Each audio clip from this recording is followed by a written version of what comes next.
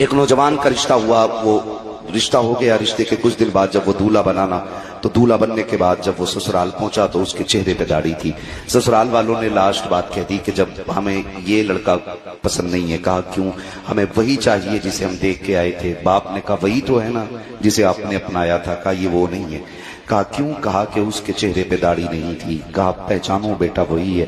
کہا ہے تو وہی، لیکن ہمیں داڑھی والا لڑکا نہیں چاہیے، اس سے کہو یہ داڑھی منڈا دے ورنہ ہم بیٹی کا نکاح نہیں کریں گے۔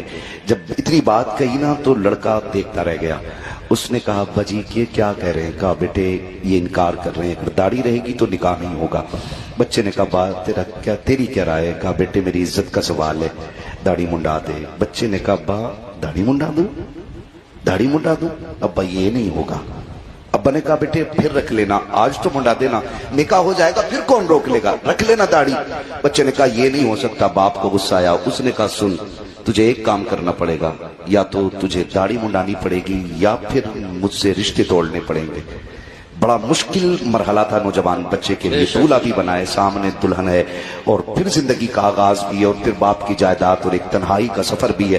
بچے نے کہا کچھ موقع دے۔ کہا سوچ لے، جائیداد چاہیے یا پھر میری اولاد یا میرے رشتے ختم کرنے۔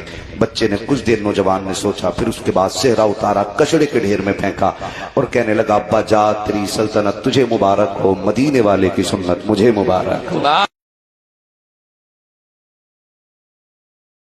Download ShareChat.